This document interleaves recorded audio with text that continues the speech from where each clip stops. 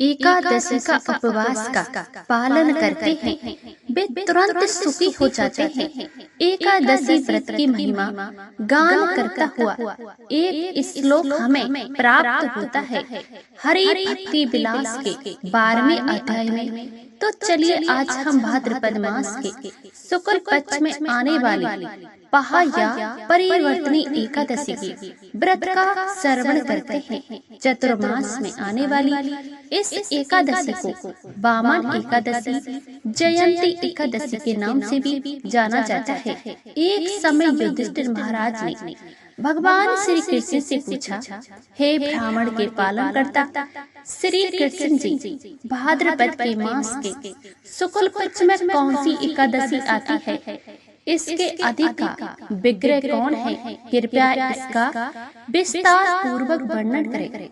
इसका उत्तर देते हुए भगवान श्री कृष्ण ने कहा, हे राजन, भाद्रपद के शुक्ल पक्ष में आती है पहाड़ या परिवर्तनी एकादशी और इसे वामन एकादशी भी कहते हैं।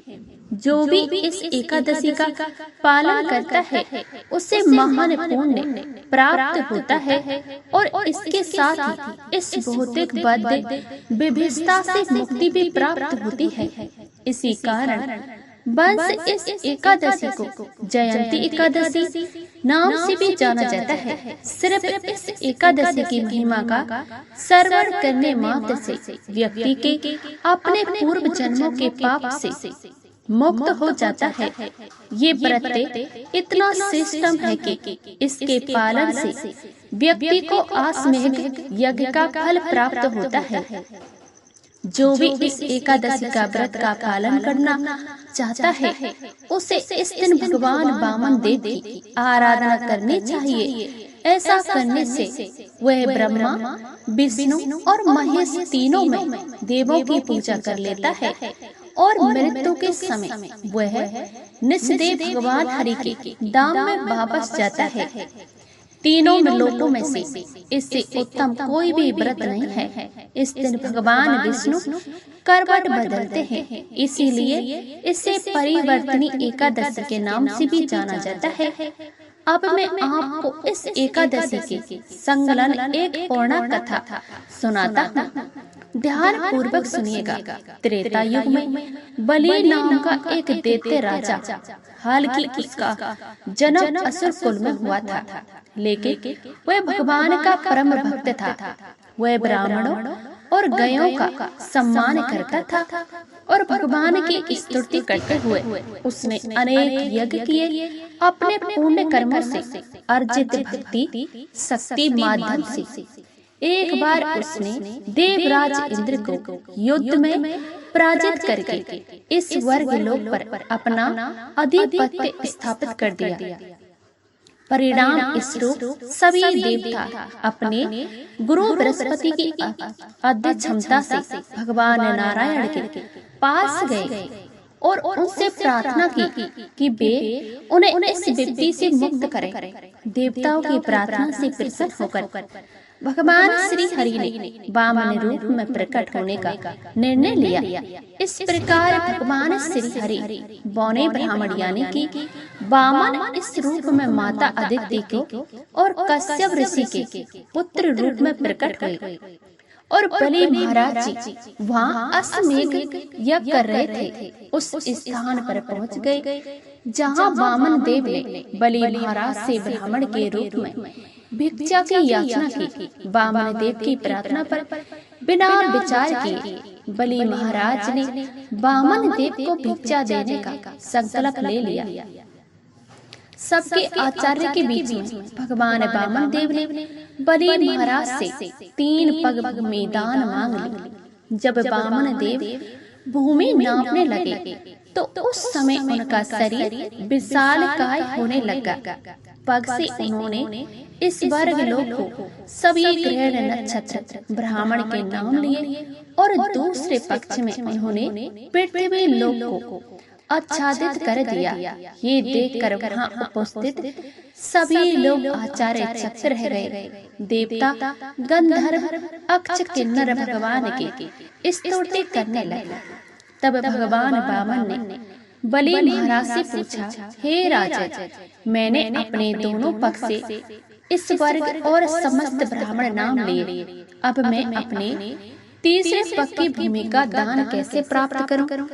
भगवान की बात को सुनकर बलि महाराज ने अत्यंत विनम्रता पूर्वक अपना सिर आगे किया और भगवान से प्रार्थना की कि वे अपना तीसरा पग उनके मस्तक पर रखें। भगवान वामन देव ने इस प्रकार बलि महाराज के मस्तक पर अपना पैर रख के उन्हें पाताल लोक भेज दिया। बलि महाराज की विनम्रता और शरणागति देखकर वामन देव ने उन्हें वरदान दिया कि वे सदैव बलि महाराज के भवन में निवास करेंगे।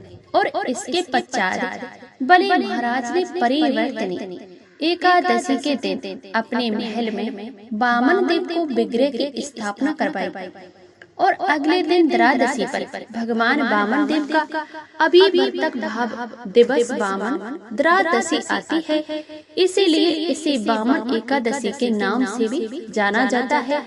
इस एकादशी के महत्व के विषय में बताते हुए भगवान श्री कृष्ण आगे कहते हैं, हे राजा, कार्तिक मास के शुक्ल पक्ष में आने वाली हरि बोधनी एकादशी तक मैं क्षीर सागर में योग निद्रा में शयन करता हूँ। इस 4 मास के दौरान अर्जित पुण्य फल अत्यधिक शक्तिशाली होते हैं, इसीलिए भाद्रपद में आने वाली इस एकादशी का पालन भी उतना ही महत्वपूर्ण है, जो उसे सावधानी पूर्वक करना चाहिए। जो व्यक्ति अपने द्वारा वर्णित इस पवित्र एकादशी का पालन करता है, वो इस संसार में समस्त सुखों को प्राप्त करता है और जीवन में अंत में भगवत धाम को प्राप्त करता है। जो व्यक्ति इस कथा का महत्व को भी भक्ति भाव पूर्वक मात्र श्रवण भी करता है, उसे देवलोक की प्राप्ति होती है और वह चंद्रमा के सम्मान दिव्यमान रहता है। और जो श्रद्धा तथा भक्ति भाव पूर्वक इस व्रत का पालन करता है, उसे तो हजारों अश्वमेध यज्ञ करने के सम्मान पूर्ण फल की प्राप्ति होती है। तो इस प्रकार से भगवान श्री कृष्ण द्वारा युधिष्ठिर ने महाराज को सुनाया था। परिवर्तनी एकादशी महत्व का वर्णन हमें ब्रह्मा वेतर पुराण में प्राप्त होता है। अब जैसा कि आप जानते ही हैं कि ये एकादशी चातुर्मास के अत्यंत पवित्र समय में आती है, इसीलिए भक्ति मार्ग में अग्रसर होने की इच्छुक प्रत्येक भक्त को इस एकादशी का संपूर्ण श्रद्धा और निष्ठा से पालन करना ही चाहिए। इस दिन प्राप्त ब्रह्म मुहूर्त में उठकर जाना चाहिए। ब्रह्मा मुहूर्त का समय यानी सूर्य उदय से 1.5 घंटे पहले का समय। इस दिन व्यक्ति को प्राप्त में स्नान आदि नेक कर्मों से निर्वृत्त होकर भगवान की कामना आरती करनी चाहिए अथवा उसका दर्शन करना चाहिए। तत्पश्चात तुलसी देवी को जल अर्पण करना चाहिए और उसके समक्ष बैठकर अधिक से अधिक संख्या में हरे कृष्णा महामंत्र का जाप करना चाहिए, अर्थात हरे कृष्णा हरे रामा। इसका 16 या 25 या 32 माला जाप करना चाहिए।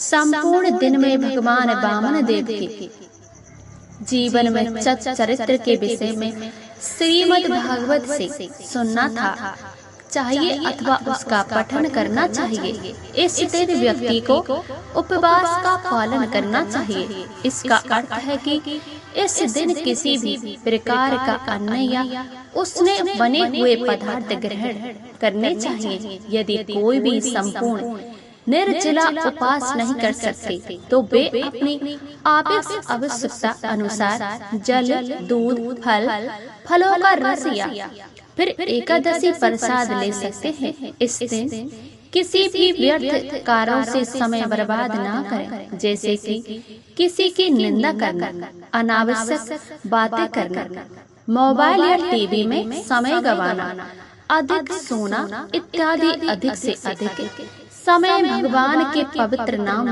जाप कथा श्रवण और कीर्तन में लगाए। अगले दिन पारण के निर्धारित समय पर भगवान को सात्विक अन्न भोग लगाए और फिर इसमें उसका प्रसाद रूप में स्वीकार करके इस व्रत का पालन करें।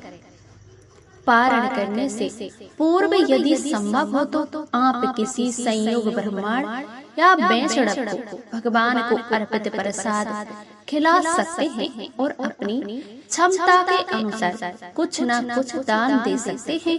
एकादशी का व्रत का पारण कैसे करना चाहिए, इसके ऊपर हमने एक विस्तृत विधि वीडियो बनाया है, तो वह आप हमारे चैनल पर जाकर देख सकते हैं। अगर आपको एकादशी की ये कथा अच्छी लगी है तो इसे लाइक कीजिए और अपने मित्रों को और हरि के भक्तों को, अपने परिवारजनों को शेयर कर दीजिए। ऐसे ही परिणाम भक्त वैदिक कथाओं और प्रतिदिन सुनने के लिए आपके अपने इस कुकू भक्ति चैनल को सब्सक्राइब कर लीजिए। हम अपने चैनल पर बिना किसी मिलावट के मात्र वैदिक शास्त्रों से प्रमाणभूत कथाओं को ही सुनाते हैं। यहाँ पर आपको ऐसी कथाएं मिलेंगी जो शायद आपने कभी नहीं सुनी होंगी। अगर आप हमारे इस प्रयास से प्रसन्न हैं और वैदिक ज्ञान को संपूर्ण विश्व प्रसारित करने के लिए इस अभियान में अगर आप हमारा सहयोग देना चाहते हो तो स्क्रीन पर दिए गए बटन पर आप हमें अपना अधिक योगदान भेज सकते हैं। तो चलिए इस परम पवित्र प्रसाद परिवर्तनी एकादशी का संपूर्ण श्रद्धा और निष्ठा पूर्व पालन करते हैं और अपने तन मन तथा चेतना को संपूर्ण रूप से परम भगवान श्री कृष्ण के चरणों में समर्पित करते हैं। हरे कृष्णा।